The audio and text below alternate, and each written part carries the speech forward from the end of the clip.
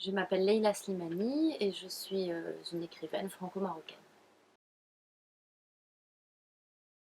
Alors mon livre Le parfum des fleurs la nuit raconte une nuit que j'ai passée dans un musée à Venise, la Punta della Dogana.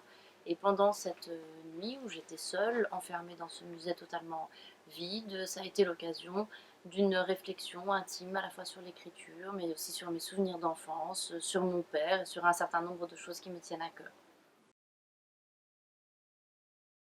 Alors je n'ai pas choisi Venise, mais c'est mon éditrice qui m'a proposé Venise et immédiatement ça m'a beaucoup séduite parce que c'est une ville qui est un peu à la confluence de l'Orient et de l'Occident et qui est un peu comme moi, a plusieurs visages, plusieurs identités et porteuse de plusieurs civilisations, donc cette idée-là m'a beaucoup plu.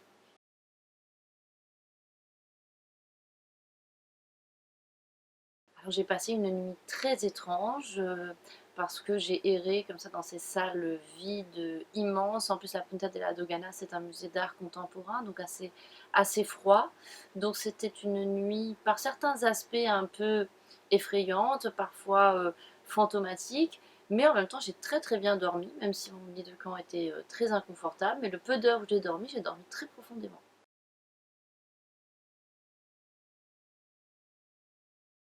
J'ai eu la grande chance de croiser des fantômes, oui. Ça, pour un écrivain, c'est une aubaine de pouvoir croiser des fantômes. J'ai même presque pu parler avec eux. Moi, je leur ai parlé et je crois qu'ils m'ont répondu.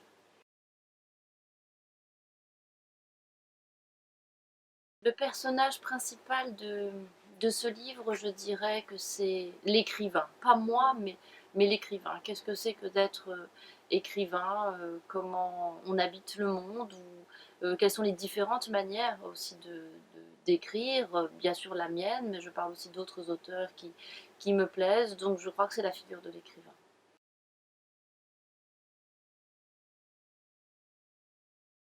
C'est un récit très intime, c'est sans doute mon texte le plus intime, mais c'est lié au fait que quand on est seul, comme ça, la nuit, dans un lieu où personne ne vous regarde, où il n'y a pas du tout de présence de la société, on est au milieu des œuvres d'art, on se sent finalement très en confiance, et donc quelque chose effectivement de très intime, parfois même de très privé, a réussi à s'exprimer pendant cette nuit-là, et j'ai compris que pour pouvoir répondre le mieux possible à la demande qui m'était faite d'écrire un texte pendant ma nuit au musée, il fallait que je fasse un texte le plus sincère et le plus intime possible.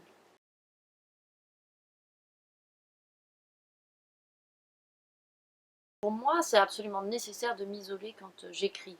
Je ne crois pas que ça le soit pour tous les écrivains, même si malgré tout l'écriture est assez indissociable d'une certaine solitude que moi, en tout cas, je pousse jusqu'à parfois ces extrémités. C'est-à-dire j'aime vraiment m'enfermer, parfois aller même dans des endroits reculés où je ne vois plus personne, libérer complètement mon esprit de la vie quotidienne, du rapport aux autres pour faire émerger une autre langue.